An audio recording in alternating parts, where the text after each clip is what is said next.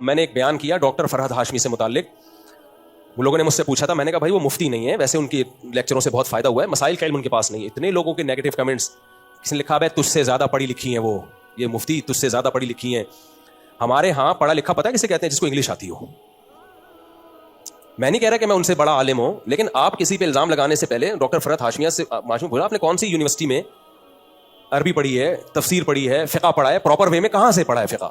ٹھیک ہے آپ کو درس قرآن آتا ہے اور ہم ان کی خوبی کو مان رہے ہیں, اس کی وجہ سے بہت ساری لڑکیوں نے پردہ کیا ہے, لیکن کسی کو کل بنا دینا, ہمیں آپ جاہل کہو. ملک کے سارے علماء جاہل ہو گئے جو اتنے 20-30 سالوں سے مدرسوں میں بخاری پڑھا رہے ہیں, فقہ پڑھا رہے ہیں, قرآن پڑھا رہے ہیں, سب کے مقابلے میں ایک خاتون کے فتوے کو ترجیح دینا, یہ عقیدت میں غلو ہے.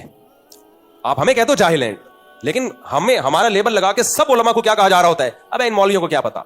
تو وہ پڑھا لکھا ہونا ہماری نظر میں پتہ ہے پاکستانی کس کو, جس کو انگلش کے کچھ الفاظ بیچ میں آ رہے ہیں آپ کی اسپیچ میں, لوگ کہتے ہیں یار ایجوکیٹڈ پڑھا لکھا آدمی ہے.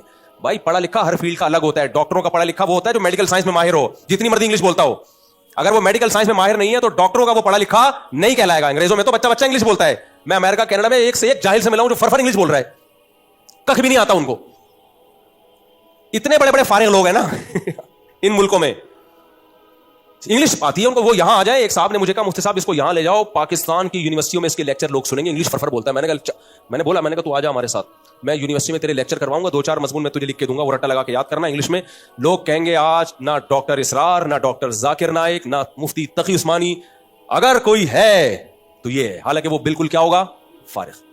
تو یہ ہماری جہالت ہے کہ انگلش آنے کو ہمارے ہاں کیا سمجھا جاتا ہے, علوم, علم نہیں علوم سمجھا جائے. تو انگلش تو ایک زبان ہے میرے بھائی, اچھی بات ہے انگلش آنا, لیکن اگر آپ نے جس فیلڈ میں مہارت آپ کو حاصل کرنی تھی وہ پراپر وے میں نہیں پڑھا ہے, تو آپ کو فارسی آتی ہو انگلش آتی ہو, اس سے کوئی فرق نہیں پڑتا. جی بڑا بہترین سوال کیا رفیع بھائی نے. کہتے ہیں بھائی حدیث میں تو آتا ہے جب ہاتھ سے روک سکتے ہو تو ہاتھ سے روکو, زبان سے روک سکتے ہو تو زبان سے روکو. حدیث کی پوری الفاظ کیا ہیں, جب ہاتھ سے روک سکتے ہو تو ہاتھ سے روکو اگر روکنے کی طاقت ہو, اگر طاقت نہیں ہے تو پھر زبان سے. تو آپ کو طاقت ہے اپنے باس کو تبدیل کرنے کی؟ نہیں ہے نا طاقت. نظام طاقت کا مطلب یہ نہیں ہوتا کہ یوں کر کے روکا, آگے جو اس کے نتائج نکلتے ہیں, آگے نتائج یہ نکل رہے ہیں کمپنی کا بیڑا غرق ہو گیا, مدرسے ٹوٹ گئے, سب ایک دوسرے کی غیبتوں میں لگے ہوئے ہیں, اس کا مطلب طاقت نہیں ہے. طاقت کا مطلب یہ روکنے کا فائدہ ہو, فائدہ زیادہ ہو نقصان کم ہو. اگر نقصان زیادہ ہو رہا ہے فائدہ کم ہو رہا ہے, اس کا مطلب طاقت نہیں ہے. تو طاقت میں یہ چیز داخل ہے کہ آپ کے نہی عن المنکر کے نتائج کیا نکل رہے ہیں.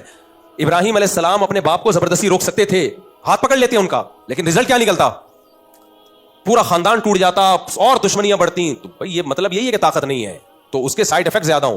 تو اس لیے پھر زبان, اور زبان سے بھی اگر آپ کا خیال ہے کہ میں نے جب بولا تو اس کے منفی پہلو زیادہ نکلیں گے, تو پھر بولنے پر بھی پابندی ہے.